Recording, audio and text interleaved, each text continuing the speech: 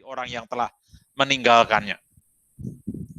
Demikian juga keadaan dari Rasul Paulus. Kalau kita telah membahas 2 Timotius pada pertemuan-pertemuan sebelumnya, tentu telah disinggung bahwa surat 2 Timotius adalah surat yang terakhir menurut pemikiran saya, juga pemikiran para teolog, di dalam pelayanan dari Rasul Paulus. Nanti kita akan lihat.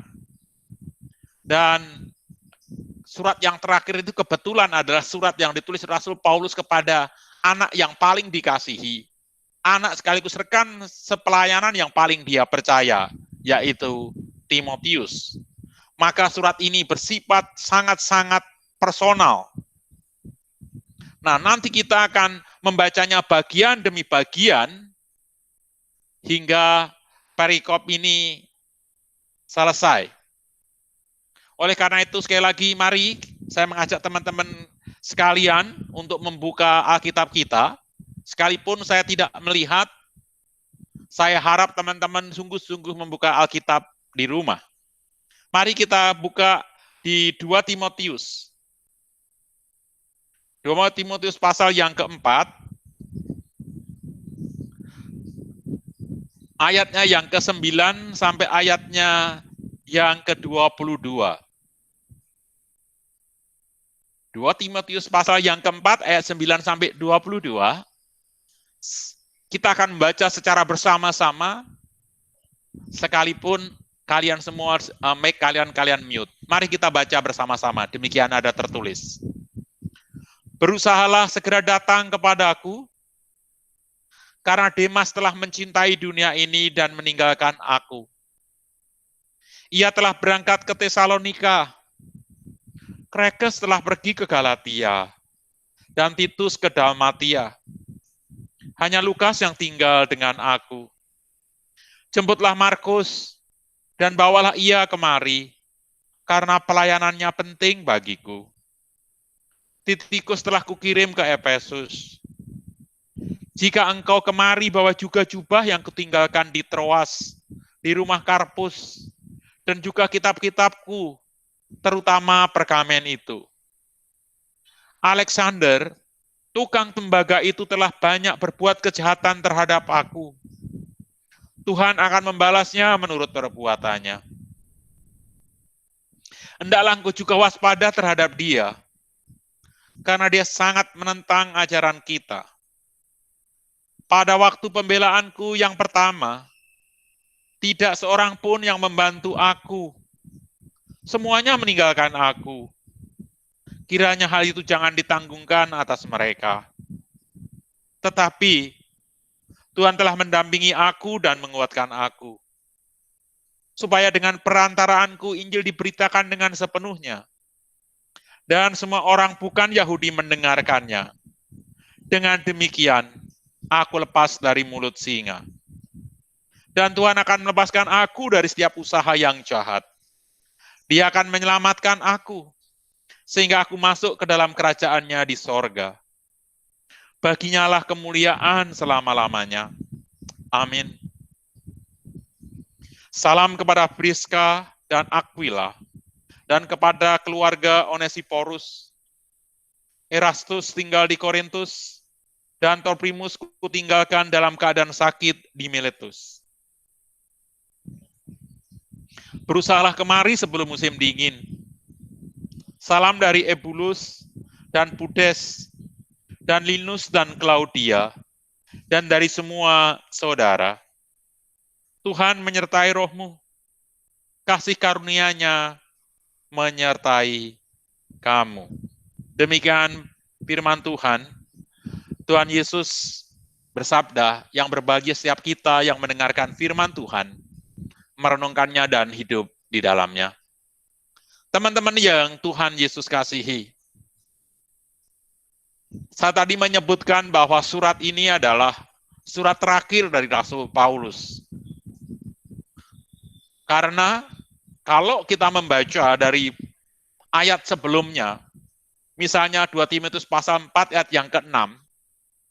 Di situ Paulus mengatakan, mengenai diriku, darahku sudah mulai dicurahkan sebagai persembahan dan saat kematianku sudah dekat.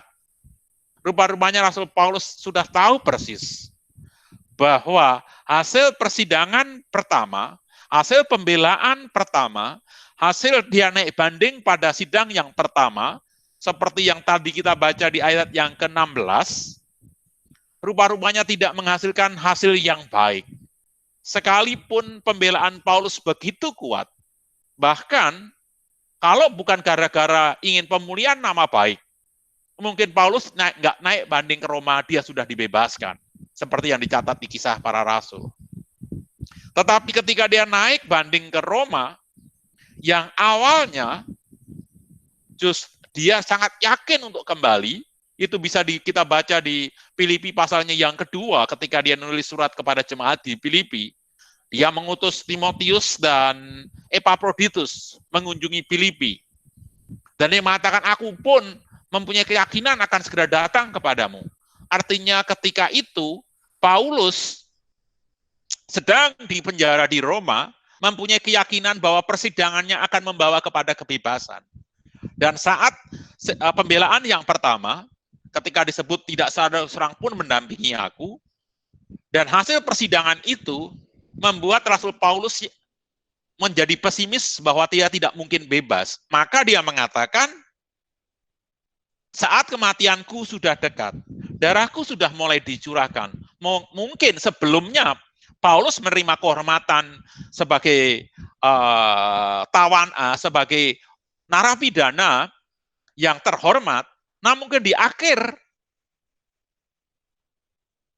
pemenjaraannya Rasul Paulus mengalami penganiayaan, mungkin kekerasan secara fisik, sehingga dia mengatakan, darahku sudah mulai dicurahkan. Dan saya sangat terharu, sekaligus rindu mempunyai perkataan yang luar biasa seperti Rasul Paulus di ayat yang ke-7, misalnya. Aku telah mengakhiri pertandingan dengan baik. Aku telah mencapai garis akhir, dan aku telah memelihara iman. Ini adalah kerinduan, ini adalah mimpi semua hamba-hamba Tuhan yang setia.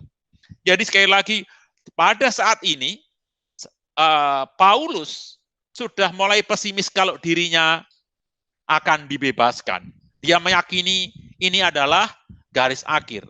Tentu saya akan sebutkan tadi, berbeda ketika dia nulis pada surat di Filipi. Ketika dia menulis surat di Filipi, Timotius sedang bersama-sama dengan dia, Epaphroditus sedang bersama-sama dia. Sedangkan Epaphroditus yang adalah orang asli Filipi, dikirim lebih dahulu, setelah itu Timotius dikirim ke Filipi. Maka, surat ini saya meyakini bahwa saat surat ini ditulis, Timotius sedang ada di Filipi. Jadi baik di Filipi, baik surat Filipi maupun surat Roma, sama-sama ditulis oleh Rasul Paulus di penjara di Roma, di akhir masa pelayanannya. Ya, di Filipi pasal yang kedua, 23 dan 24 dikatakan, dialah, yang maksud adalah Timotius, dialah yang kuharap segera kukirim dengan segera. Sudah jelas bagiku bagaimana jalannya perkaraku. Tetapi dalam Tuhan aku percaya bahwa aku sendiri pun akan segera datang.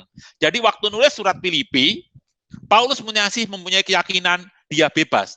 Dengan kata lain, surat 2 Timotius ini ditulis setelah Paulus menulis surat kepada jemaat di Filipi dan mengirim Timotius ke Filipi. Nah, saya mengatakan ini adalah akhir dari kehidupan Rasul Paulus dengan pasal yang keempat ayat ke-6 dan 7 tadi. Karena apa? Karena memang Nero paling benci dengan orang Yahudi. Terlebih lagi orang Yahudi yang dianggap bikin huru-hara. Dia nggak peduli Yahudi itu Kristen atau non-Kristen. Bagi dia orang Yahudi pembuat huru-hara harus dihabisi. Dan secara tradisi memang Rasul Paulus meninggal, dipenggal kepalanya oleh Nero di tahun terakhir masa pemerintahannya setelah pembakaran besar di kota Roma. Sekitar bulan Juli tahun 64 Masehi. Dan kalau kita melihat beberapa legenda yang terjadi, ketika dipenggal kepalanya, kepala Rasul Paulus menggelundung 3 kali di tanah. Dan tempat dia menggelundung kepalanya yang terpenggal itu, menjadi setiap kepala menjadi mata air atau sumur. Dan sekarang mata air Rasul Paulus itu masih ada hingga sekarang. Apakah itu legenda atau itu mujizat, kita tidak tahu. Tetapi itu dipercayai oleh orang-orang yang ada di Roma sana. Nah, setelah kita melihat keadaan Rasul Paulus, setelah persidangan yang pertama gagal, setelah pembelaannya yang pertama dia merasa gagal, dan dia sedang menghadapi hari akhirnya, hari kematiannya di dalam penjara, maka kita menjadi tahu suasana batin ketika kita membaca surat ini lebih baik. Dan itu harusnya membawa kita ikut terbawa emosi seperti Rasul Paulus ketika menulis surat ini kepada Timotius. Tolong kalian perhatikan. Dikatakan pada saat di situ, saat di penjara itu, menjelang akhir hayatnya, dikatakan Demas telah mencintai dunia dan pergi ke Tesalonika. Ya, sekali lagi, Demas telah mencintai dunia dan pergi ke Tesalonika. Kita tidak tahu, tradisi Alkitab tidak mencatat apa yang dimaksud dengan perkataan Rasul Paulus ini. Apakah Demas meninggalkan imannya, atau Demas tetap tidak menjadi Kristen, namun meninggalkan pelayanannya dan mencari pekerjaan, mencari kehidupan lebih nyaman, ataupun lebih layak ke Tesalonika. Tidak begitu jelas. Dan berikutnya dikatakan Krekes ke Galatia, Titus ke Dalmatia. Nah, ini sangat mungkin Krekes dan Titus pergi ke Galatia dan Dalmatia untuk pelayanan. Jika tidak untuk pelayanan, mungkin Rasul Paulus akan memberi keterangan seperti halnya Demas. Tetapi, baik Krekes maupun Titus bukanlah diutus oleh Rasul Paulus untuk pergi ke Galatia atau Dalmatia. Kalau seandainya dia pergi karena diutus, tentu dia akan bilang, aku mengirim Krekes dan Titus ke Galatia dan Dalmatia. Jadi mungkin saja Krekes dan Titus tetap di dalam pelayanan, namun dia memilih mendapat visi secara pribadi untuk melakukan pelayanan baik di Galatia maupun di Dalmatia. Sedangkan Titikus dikatakan Lukas tetap tinggal di Roma. Nanti kita bahas lagi tentang Lukas dalam bagian-bagian yang terakhir. Dan Titikus dikirim, aku kirim ke Efesus. Artinya, Titikus pergi ke Efesus karena utusan dari Paulus. Dan ini meneguhkan tafsiran saya bahwa Timotius tidak sedang di Efesus. Padahal kita tahu bahwa Timotius adalah seorang uskup yang melayani di Efesus. Kalau seandainya Timotius sedang di Efesus, maka aku mengirim Titikus kepadamu. Maka saya meyakini Timotius masih di Filipi seperti yang dicatat di pada Filipi pasal yang kedua yang telah saya sebutkan sebelumnya tadi. Ya, Filipi pasal yang kedua ayat 23 dan ayatnya yang keempat. Ke-23 dan 24. Nah, kita akan masuk ke bagian berikutnya. Jadi di dalam keadaan seperti ini, para sahabat Rasul Paulus sedang meninggalkan dia. Kalau dia dalam keadaan sukacita, dalam keadaan berkecukupan, dalam hidup yang nyaman, damai sejahtera, ditinggal teman, tidak menjadi terlalu masalah. Tetapi di dalam keadaan membutuhkan, dia ditinggalkan teman, itu menjadi perasaan atau menjadi tekanan batin yang luar biasa. Oleh karena itu tidak aneh kalau Rasul Paulus sendiri akhirnya menulis secara pribadi, menjadi personal request, permintaan pribadi kepada Timotius yang kita bisa baca pada bagian berikut. Ya. Nanti Timotius dan Markus diminta, ini bagian berikut. Dikatakan, berusahalah supaya segera datang kepadaku. Ayat yang ke-9. Dan upayakan datang sebelum musim dingin tiba. Ayat yang ke-21. Jadi secara khusus Rasul Paulus minta Timotius untuk segera datang. Nah, ini adalah kejujuran seorang Rasul Paulus yang membutuhkan kehadiran Timotius di tengah-tengah depresi atau di tengah-tengah kesepiannya.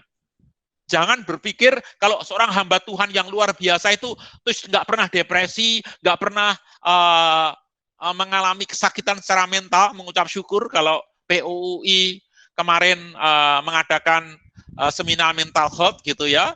Sayang saya tidak bisa gabung karena waktu mau masuk nggak bisa masuk dan akhirnya saya putus asa. Itu juga nggak usah dipikirkan kalau pelayan Tuhan nggak bisa putus asa begitu.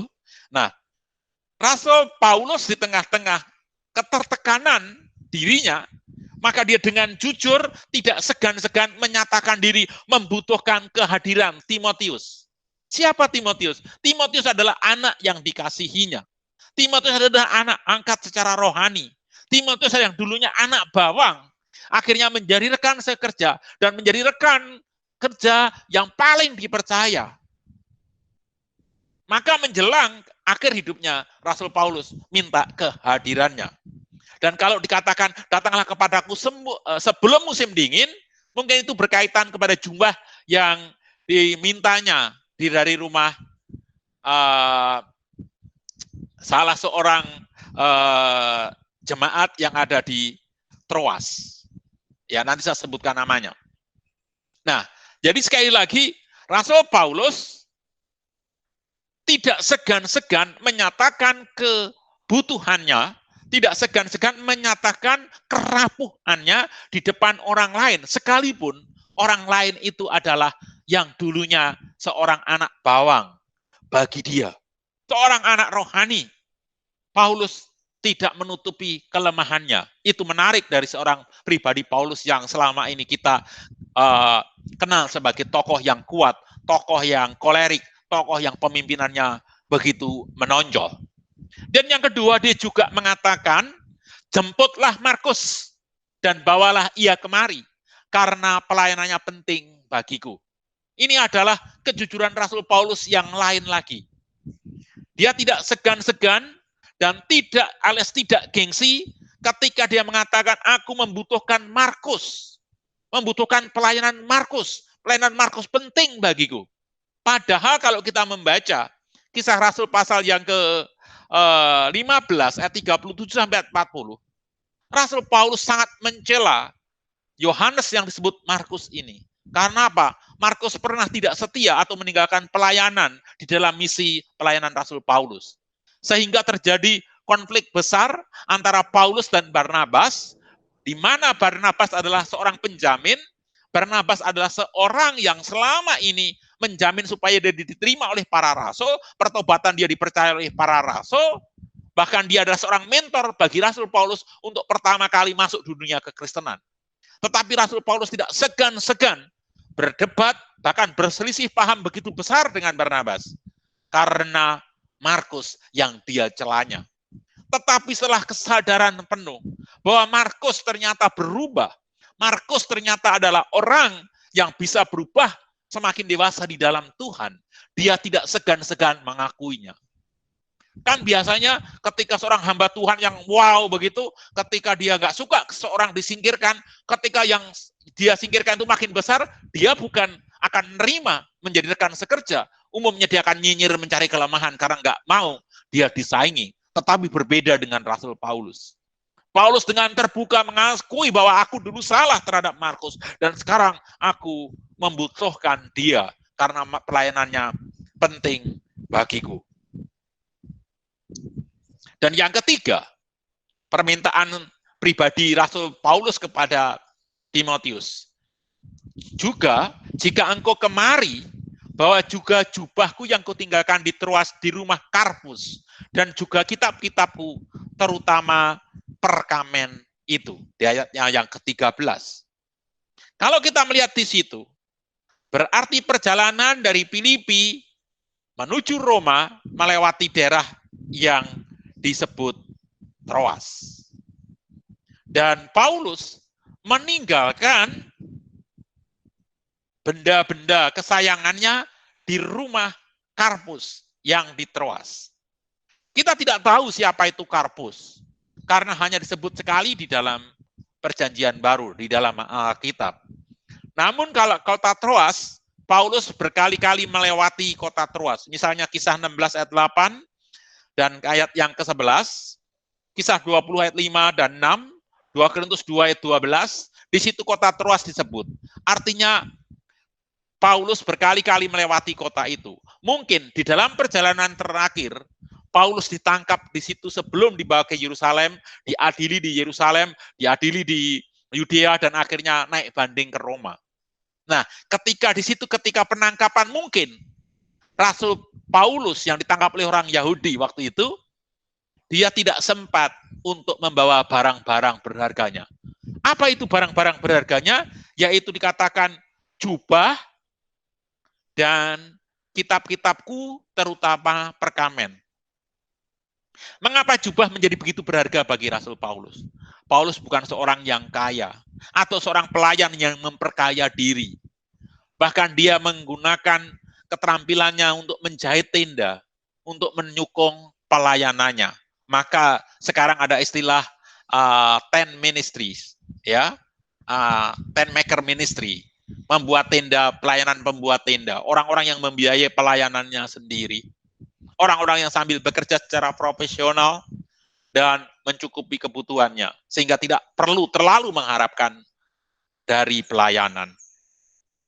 Orang-orang seperti inilah menandani Rasul Paulus. Jadi jubah bagi Paulus yang satu-satunya itu menjadi barang berharga. Apalagi sebentar lagi Roma memasuki musim dingin. Tetapi dari jubah ada kitab-kitab, terutama kitab perkamen. Kitab perkamen adalah gulungan kitab yang terbuat dari kulit, atau kumpulan kitab-kitab yang umumnya dari papirus yang gampang rusak. Tetapi ini yang dari kulit. Mungkin Rasul Paulus menabung sebagian uang yang dia punya untuk membeli perkamen bagi koleksi buku-buku favoritnya dia. Jubah penting bagi dia, tetapi lebih penting adalah buku yang mendukung pertumbuhan dan ketahanan iman Rasul Paulus secara pribadi. Sekali lagi, Karpus adalah orang yang tidak dikenal. Namun Paulus pernah nginap di rumah dia. Dan Paulus menitipkan barang-barang itu baginya. Dia mempercayai orang yang mungkin baru saja dikenalnya. Paulus adalah orang yang begitu terbuka, begitu friendly di tengah ketegasannya. Selanjutnya kita akan masuk kepada satu tokoh yang mempunyai tempat khusus di hati Paulus yang bernama Alexander. Ini bukan tokoh baik. Rasul Paulus mengatakan, Alexander tukang tembaga itu telah banyak berbuat kejahatan terhadap aku. Tuhan akan membalasnya menurut perbuatannya. Hendaklah engkau juga waspada terhadap dia, karena dia sangat menentang ajaran kita. Alexander tidak jelas yang dimaksud Alexander yang mana. Mungkin Alexander yang disebut di surat Timotius yang lain, di 1 Timotius 1 ayat 20, yang disandingkan dengan Hymenaeus, yang dikatakan telah kuserahkan kepada iblis supaya jera menghujat. Ini masuk akal karena dikatakan dia sangat membenci ajaran Rasul Paulus. Maka dia menghujat, maka dia merepotkan, maka dia nyinyir, bahkan dia memfitnah Rasul Paulus. Maka Rasul Paulus mengatakan, biarlah Tuhan saja yang membalasnya. Tentu Alexander ini bukan Alexander saudara Rufus, anak dari Simon dari Kirene, yang mempunyai kesan baik dicatat oleh Rasul Markus, oleh penulis Markus maksud saya.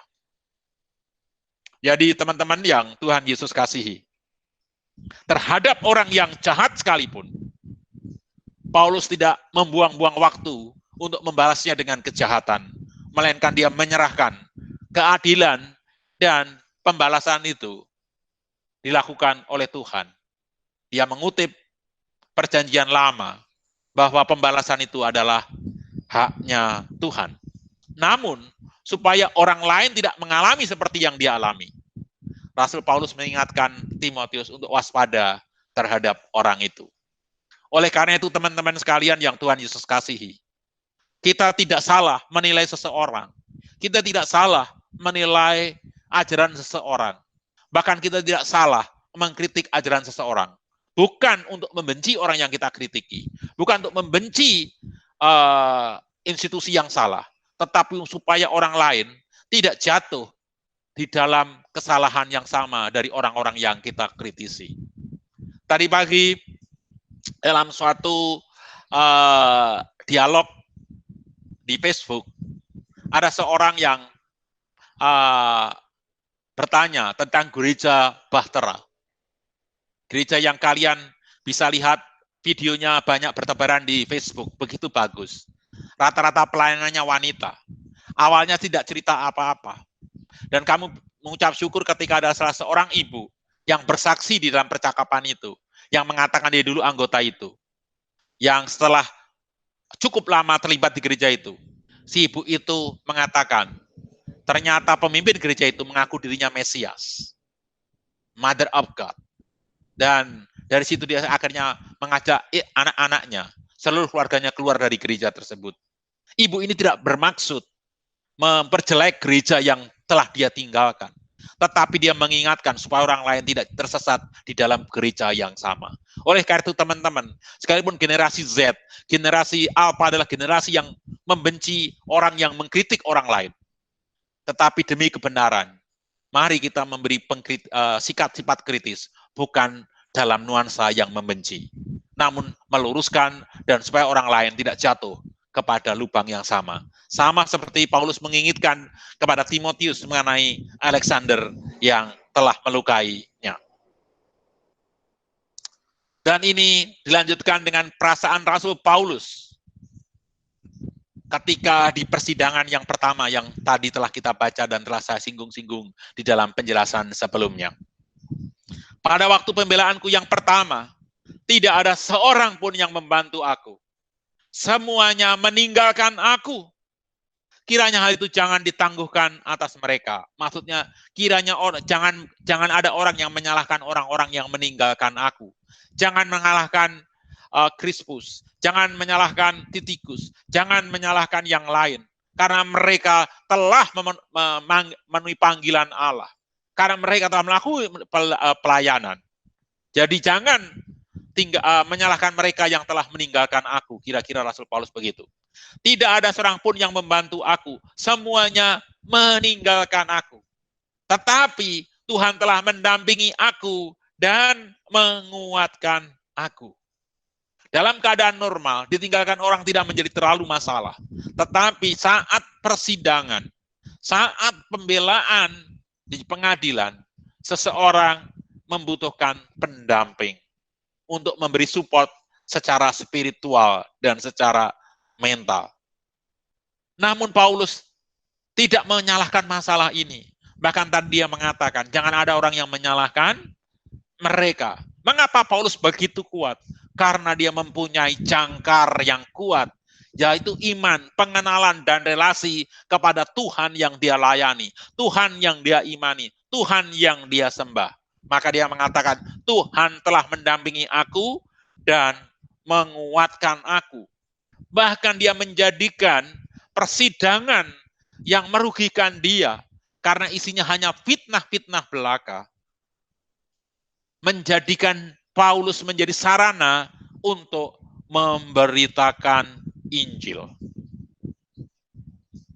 Ini hati yang begitu mulia dari Rasul Paulus. Ketika dia sedang membutuhkan orang, dan orang meninggalkan dia, dia sama sekali tidak menyalahkan orang itu. Dan kalau kita baca misalnya di 2 Filipi seperti yang saya sebutkan sebelumnya,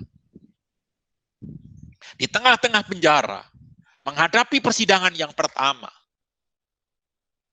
ketika orang lain meninggalkan, Timotius malah diutus ke Filipi. Epafroditus malah diutus ke Filipi. Ini suatu kebesaran hati yang begitu luhur yang dimiliki oleh Rasul Paulus. Dia melepas sesuatu yang dia sendiri membutuhkan. Dia membutuhkan kehadiran Timotius enggak? Ya, dia membutuhkan. Dia membutuhkan kehadiran Epaphroditus enggak? Ya, dia membutuhkan. Dia membutuhkan kehadiran Titikus enggak? Ya, dia membutuhkan. Namun tiga-tiganya justru diutus untuk mengunjungi jemaat. Ini yang dikatakan memberi. Memberi adalah melepaskan sesuatu yang dia sendiri sedang membutuhkan. Yang dia sendiri sedang memerlukan. Jika kita memberikan, melepas sesuatu yang kita tidak butuhkan, yang kita tidak sedang pakai, yang kita tidak sedang perlukan, itu bukan memberi, itu membuang. Sampah kita tidak butuhkan, kasih. Itu bukan memberi, itu membuang. Tetapi kalau ketika sesuatu yang sedang kita butuhkan dan kita lepaskan, itu namanya memberi. Dan Paulus melakukan itu. Alone, but not lonely. Mungkin dari kita ada yang bertanya, loh Bang Yonas, tadi kan katakan Lukas tinggal bersama aku. Kemana Lukas saat persidangan itu? Nah, ini menarik. Karena Lukas adalah seorang tabib. Namun Lukas adalah seorang agen ganda. Kalau kalian menonton film Saint Paul yang rilis tahun 2018 atau 2017, saya lupa, kalian akan melihat bagaimana aktingnya Lukas luar biasa. Supaya dia bisa meloloskan surat-surat Rasul Paulus keluar, tulisan-tulisan Paulus keluar, maka dia menjaga jarak kepada Rasul Paulus hanya saat-saat tertentu saat meriksa kesehatan Rasul Paulus. Dia datang. Tetapi saat dia meriksa kesehatannya itu, dia meloloskan surat-surat itu keluar. Jadi wajar kalau Lukas tidak hadir di dalam persidangan. Tetapi secara hati dia perwakilan jemaat.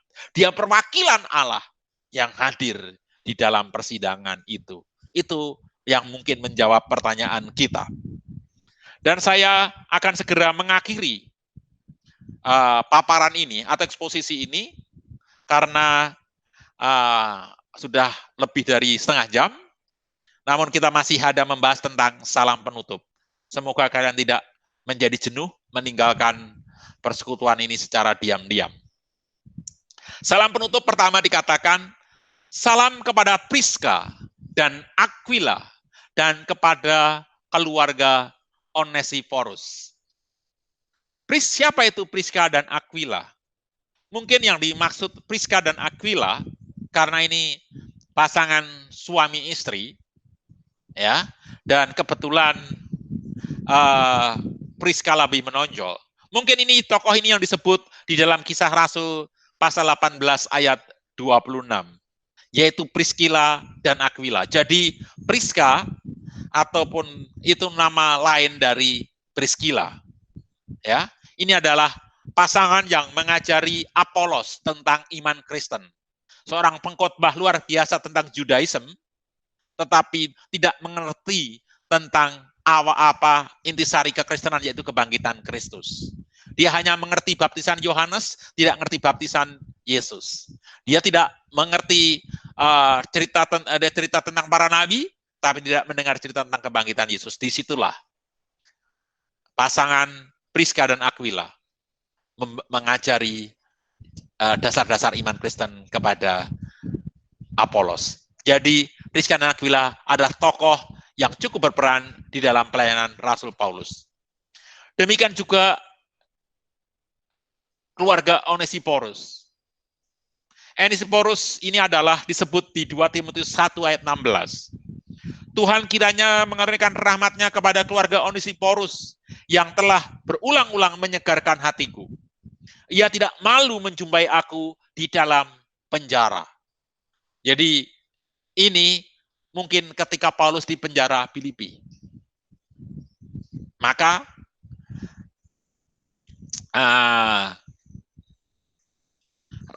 Rasul Paulus mengirim salam kepada mereka.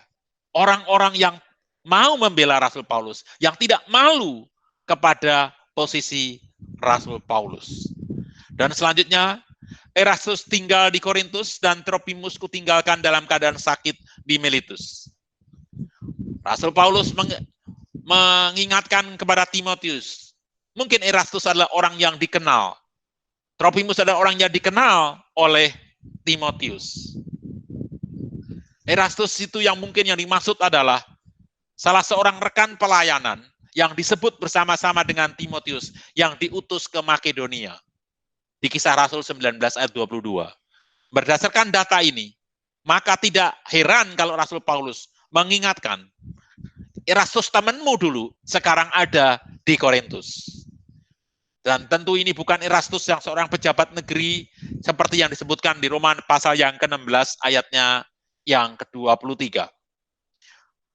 Trofimus dari Efesus, ya, kutinggalkan dalam keadaan sakit di Miletus.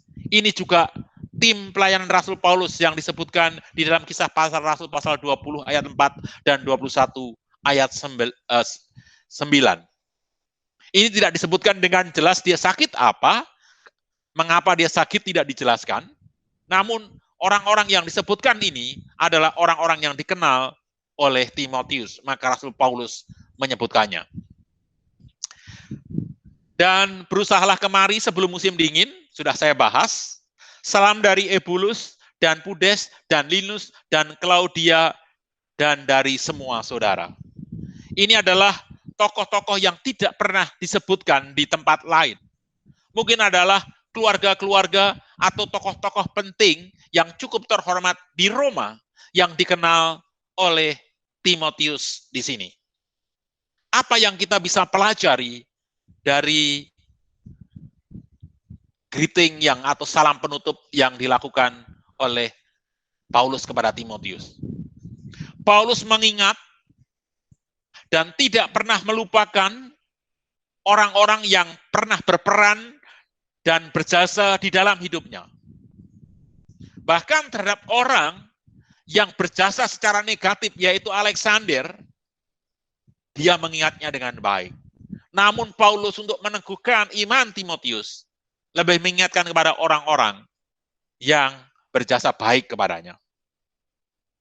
Pengalaman negatif terhadap Alexander tadi sudah saya sebut, semata-mata ditampilkan untuk mengingatkan orang lain, yaitu Timotius, agar waspada. Jadi kita melihat, Paulus mengingat setiap orang yang berperan di dalam hidupnya, baik perannya besar maupun besar, seperti Timotius, seperti Epaphroditus, namun juga orang-orang seperti Ebulus, seperti Karpus, hanya tempat penitipan barangnya pun Paulus mengingat. Paulus ini mengingatkan kita suatu hal, bahwa Paulus adalah orang besar, namun tidak pernah berpikir dirinya besar. Inilah orang yang besar sesungguhnya. Orang yang besar adalah orang yang tidak pernah merasa diri besar dan mudah melihat kebesaran orang-orang kecil. Kalian perhatikan, kalau ini ada raja wali, terbang tinggi membumbung, maka kelihatan dari bumi, ya adalah orang-orang yang tidak bisa terbang seperti raja wali, maka orang ini akan mengecilkan raja wali. Namun raja wali yang besar, yang sama besarnya, yang sama terbang sama tingginya, akan tetap bisa melihat kebesaran raja wali. Sebaliknya orang yang besar sesungguhnya adalah orang-orang yang bisa melihat kebesaran jasa orang-orang lain, sekalipun jasa itu kecil. Dari sini, kita bisa belajar tentang Rasul Paulus yang luar biasa. Paulus membutuhkan Titikus, Timotius, dan Epaphroditus, namun melepaskan mereka demi jemaat.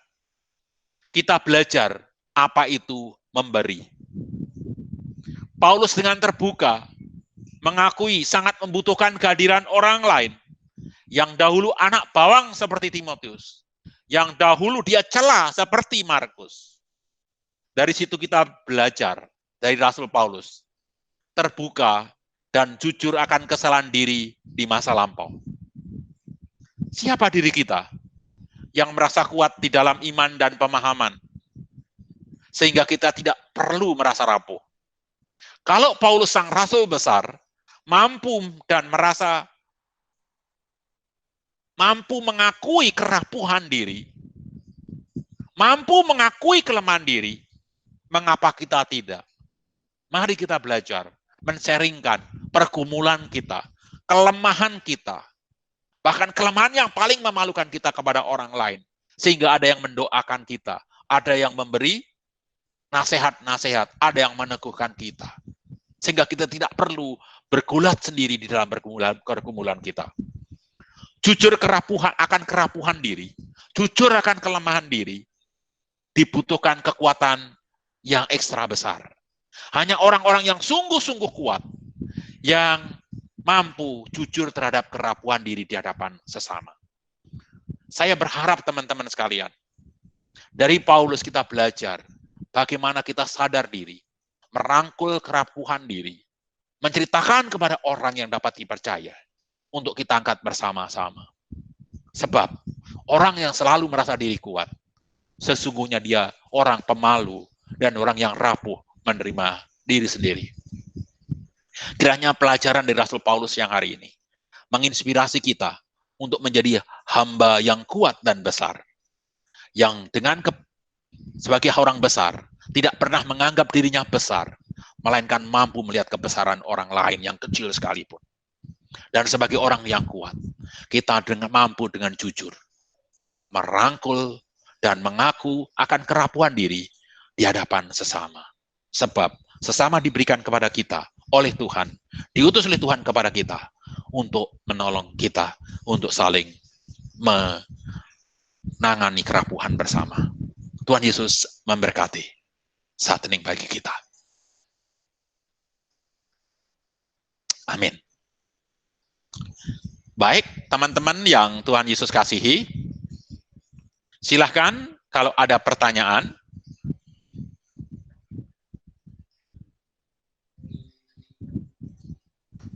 Mungkin teman-teman ada yang punya pertanyaan atau mungkin boleh sharing apa yang sudah dinikmati dari pemberitaan Tuhan oleh Bang Yonas tadi. Silahkan.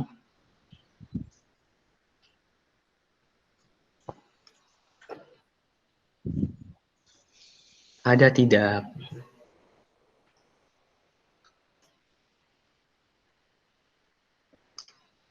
Mungkin aku pribadi kali ya, menikmati juga tentang apa yang sudah Bang Yonas tadi sharingkan. Kembali diingatkan lagi sih, bagaimana kita itu harus menjalani Paulus ketika dia terpuruk ya di masa akhirnya di penjara. Dia sebegitu rindunya gitu teman-teman, dia sampai seperti Bang Yonas tadi bilang, menyampaikan permintaan pribadi kepada Lukas dan Markus ya, untuk datang kepadanya, walaupun pada saat itu awalnya juga si Markus ini sempat mencela dia kan, namun Markus berubah, tapi Paulus tetap gitu menginginkan Markus untuk datang kepada dia lagi gitu. Di sini aku menikmatinya Paulus yang memiliki kerendahan hati sih gitu. Menikmati juga Paulus yang melepas sesuatu yang sebenarnya dia juga butuhkan. Dia mengutus teman-temannya, mengutus rekan-rekan sepelayanannya, karena ada yang lebih penting, yaitu firman Tuhan yang harus diberitakan ya kepada jemaat-jemaat. Gitu sih teman-teman. Lalu belajar juga tentang, kembali diingatkan tentang orang besar adalah orang tidak pernah merasa diri besar dan mudah melihat kebesaran orang-orang kecil seperti Paulus yang mengingat gitu apa yang rekan-rekan sepelayanannya lakukan gitu, termasuk rekan-rekan yang bisa kita bilang jahat terhadap dia, rekan-rekan yang meninggalkan dia, namun dia tetap tidak membenci ya, dia tetap mendoakan gitu, menyerahkan segala sesuatunya pada Tuhan gitu teman-teman. Lalu sempat disinggung juga ya tentang orang yang kuat adalah yang mampu jujur terhadap kerapuhan diri di hadapan sesama gitu. Jadi kita sendiri pun di dalam pelayanan saling terbuka lah gitu, saling sharing terkait apa kerapuhan kita supaya kita bisa juga sama-sama memiliki beban yang sama gitu, sama-sama kita bisa melengkapi, menutupi segala kerapuhan diri kita gitu sih teman-teman yang aku nikmati. Lalu ini ada pertanyaan Bang. Ya, silahkan. Maaf, mau nanya apa bedanya kasih dengan kasih karunia ya? Terima kasih. Ya, itu hanya gaya bahasa. Ya, kalau kasih itu berbicara secara umum, tetapi ketika berbicara kasih karunia, itu direlatitkan dari Tuhan. Jadi kasih karunia itu jelas itu dari Tuhan. Tetapi kalau kasih secara umum itu dari siapa kepada siapa. Tidak serta-merta dari yang lebih tinggi kepada yang lebih rendah. Kalau kasih karunia pasti dari yang lebih tinggi kepada yang lebih rendah. Karena kalau dibalik, kalau dari yang rendah ke lebih tinggi namanya upeti. Jadi kasih karunia adalah dikaitkan dengan berkat dari Tuhan. Ini penutup dari surat Rasul Paulus tadi, bukan?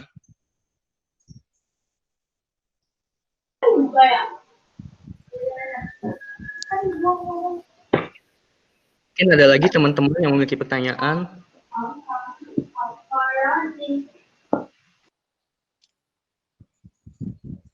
Saya sendiri sangat menikmati ketika mempersiapkan bahan ini.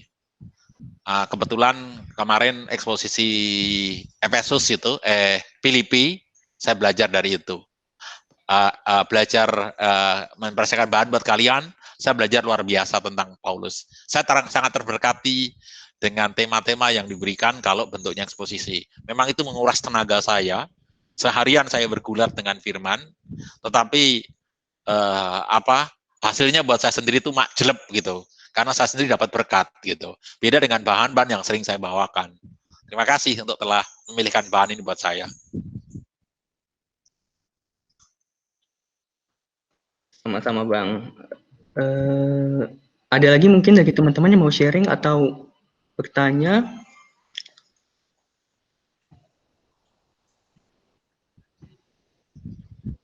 Mungkin nggak ada ya. Sekalipun nanti misalnya setelah ini kalian mau tanya, kan saya ada presentasinya itu, kalian boleh minta kepada slider atau siapa tadi yang saya kirim untuk kalian pelajari, dan di akhir presentasi saya ada nomor telepon yang kalian bisa chat untuk pertanyaan. Saya tidak masalah setelah pelayanan menerima pertanyaan kalian.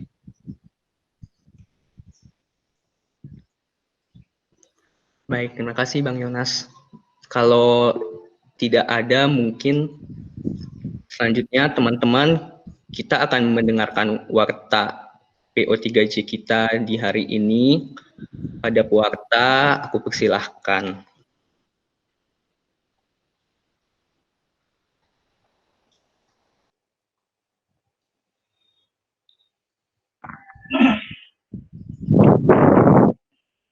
Oke, selamat teman-teman. Berikutnya akan dijelaskan mengenai warta POJ hari ini. Nah, POJ hari ini itu judulnya, sebelumnya Kak Grace, slide-nya. Nah ya, POJ hari ini kan judulnya True Companionship, itu eksposisi dari ya POJ eksposisi dengan judul True Companionship, dibawakan oleh Bang Yonas. Nah, next. Nah, untuk penyampaiannya hari ini ada pembicaranya ada Bang Yonas Suryono, kemudian MC-nya ada Kevin Barus, kemudian singkatnya ada Cornelia Kristianiviani, dan terakhir nanti ada pendoa syafaat oleh Ragil Wahyuningtyas dari Biomed 19. Nah, di minggu kemarin ini ada beberapa yang ulang tahun. Nah, tanggal 9 Mei kemarin ada Bang Edwina Dea Hasyanda, DTMM 2016. Kemudian tanggal 10 ada Dendi Arjuna Simanjuntak, DTM 2017. Kemudian tanggal 13 ada Amanda Priscilla Roy Siagian dari Arsitektur 2017. Nah, kemudian di hari ini tanggal 15 Mei ada Bang Gebi atau Gabriel Anderson Manalu dari DTI 2016, ada juga Bang Claudio Rimande dari DTI 2016, dan Amelia Agatha Priska Silalahi dari DTI 2016. Ada juga Bang Yonas Suryono dari 2084. Oh, Bang Yonas ulang tahun juga hari ini, Bang? Hari ini saya ulang tahun. Wah, selamat ulang tahun ya, Bang. Selamat ulang tahun Bang Yonas. Iya. Terima kasih. Saya menikmati. Oke, lanjut. Nah, ya untuk beberapa untuk minggu depan ada seperti biasa ada seroja atau setuan doa dalam jaringan di hari Kamis jam 6 sampai 7 malam. Nah, itu akan melalui via Google Meet dan linknya mungkin akan dibagi sekitar pukul 5:30. Nah, nanti lihat aja informasinya di OA ataupun di Instagram. Nah, untuk PO3J minggu depan itu bentuknya akan topikal di hari Jumat tanggal 22 Mei di jam yang sama yaitu 11.40 dan dengan platform yang sama yaitu Google Meet. Nah, linknya teman-teman bisa tunggu di OA maupun di IG. Dan nanti juga akan di-share di grup angkatan. Nah, PFT baru aja membuat channel YouTube. Namanya itu PO Spasi FTUI. Nah, bisa teman-teman cari ya di YouTube, kemudian subscribe channel kami di sana karena akan ada rekaman-rekaman PO3J ini dan bagi teman-teman yang mungkin ketinggalan atau belum sempat mengikutinya secara online, bisa juga melihat rekamannya di channel YouTube kami. Nah, bagi teman-teman yang ingin memberikan persembahan, bisa mengirim transfernya melalui ke Bank Mandiri dengan rekening 1570 005 468 443 atas nama Haryadi Wijaya. Kemudian untuk mengetahui informasi-informasi atau acara-acara yang dilakukan oleh PFT, mungkin bisa dilihat di IG PFT UI ataupun di OA-nya yaitu di @cop5419t atau juga ada di website link tr.ii/pftui. Nah, untuk teman-teman yang ingin mengirimkan pokok-pokok doa, bisa juga melalui OA atau IG, atau bisa juga melalui email kami, yaitu di doper.pftui@gmail.com. Nah, sekian Warta Jumat hari ini, aku kembalikan kepada MC. Terima kasih Ivan atas waktanya. Teman-teman, selanjutnya kita akan masuk ke doa syafaat. Kepada pendoa syafaat, aku persilahkan.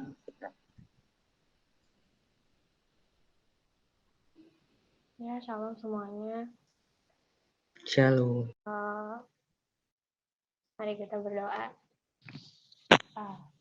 Tuhan Allah Bapa yang bertata di kerajaan sorga, terima kasih Tuhan atas berkat-Mu pada hari ini, sehingga kami dapat beribadah bersama, memuji dan memuliakan nama-Mu Tuhan melalui media yang tersedia pada saat ini. Tuhan, kami juga mengucap syukur atas firman yang boleh kami dengar tadi Bapa. Biar kiranya melalui firman ini, iman kami terus bertumbuh di dalam Engkau saja. Bapa, kami juga ingin mengucap syukur atas berkat-Mu yang berkenan memakai Bang Yonas untuk menyampaikan firman Tuhan pada siang hari ini. Biar kiranya Tuhan yang akan terus pelihara Bang Yonas dalam kehidupannya. Tuhan, kami juga ucap syukur pada hari ini Bang Yonas yang bertambah umurnya, biarlah kiranya Tuhan yang akan selalu tetap sertai dirinya selalu ya Bapa. Kami juga berdoa untuk pekerjaan Bang Yonas, juga untuk keluarganya, biarlah kiranya Tuhan yang akan terus pelihara Bang Yonas serta keluarganya ya Bapak. Tuhan, kami juga berdoa untuk setiap pelayan yang bertugas pada ibadah kali ini, baik MC maupun pembawa firman dan singer dan yang lainnya. Kami mengucap syukur Tuhan boleh pakai mereka untuk mereka mau mengambil peran dalam ibadah ini Bapak. Kami juga berterima kasih atas berkat Tuhan yang boleh tercurah bagi mereka, sehingga mereka dapat menjalankan bagian mereka pada ibadah kali ini. Tuhan juga biarlah Tuhan yang akan jagai dan lindungi serta tuntun mereka di setiap harinya. Bapak, saat ini kami juga ingin mendoakan, aku ajak teman-teman untuk berdoa. Telah terjadi longsor yang memakan korban, 1 orang dilaporkan meninggal dunia, dan 200 lainnya mengungsi usai bencana tanah longsor yang menerjang di desa Wangunjaya, Kecamatan Lewesadeng, Kabupaten Bogor, Jawa Barat. Warga tersebut tertimbun material longsoran setinggi 4 meter dan belum ditemukan. Mari kita doakan para keluarga yang terkena musibah agar diberi ketabahan dan juga kiranya warga sekitar yang terkena dampak longsor tersebut dapat kembali melakukan aktivitas normalnya. Mari kita berdoa.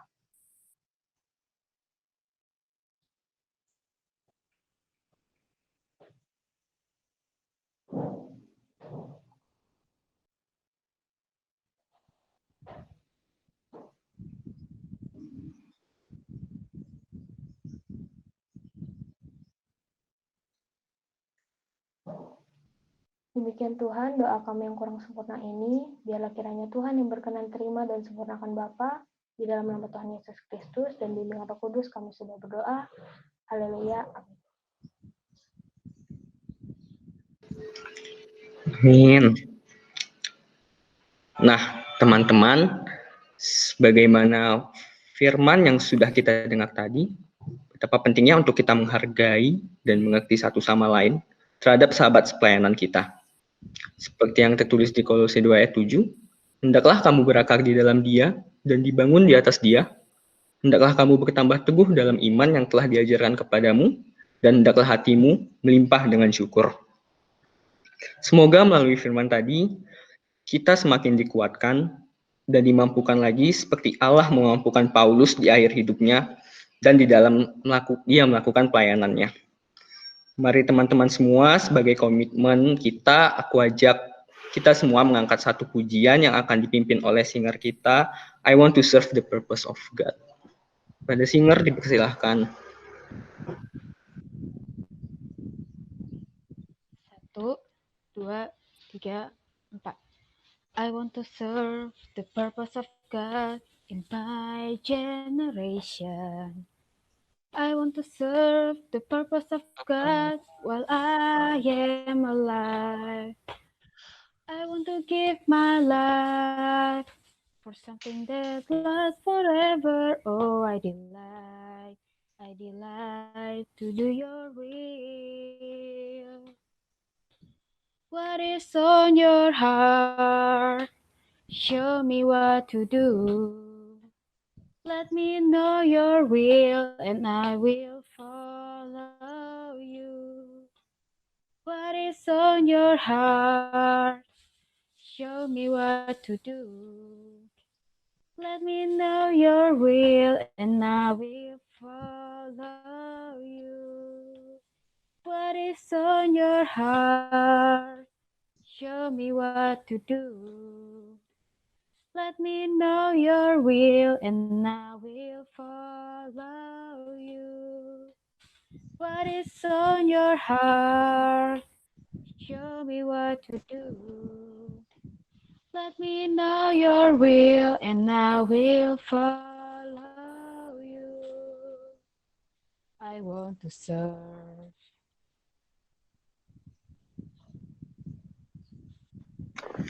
Ya, teman-teman, kita sudah berada di penghujung PO3J kita hari ini. Kepada Bang Yonas, aku persilakan untuk menutup ibadah ini dalam doa sekaligus menutup doa firman tadi. Pada Bang Yonas dipersilahkan. Mari kita bersatu dalam doa. Bapak Surgawi yang Maha Kasih, kami sungguh mengucap syukur untuk kasih penyertaan Tuhan kepada kami dalam persekutuan jarak jauh yang baru saja kami jalani dan kami nikmati. Kami mengucap syukur Tuhan telah mendengar doa-doa kami. Dan kami mengucap syukur untuk pujian yang boleh kami naikkan di hadapan-Mu. Dan kami mengucap syukur kepadamu ya Allah. Ketika Tuhan berkenan berfirman kepada kami melalui keteladanan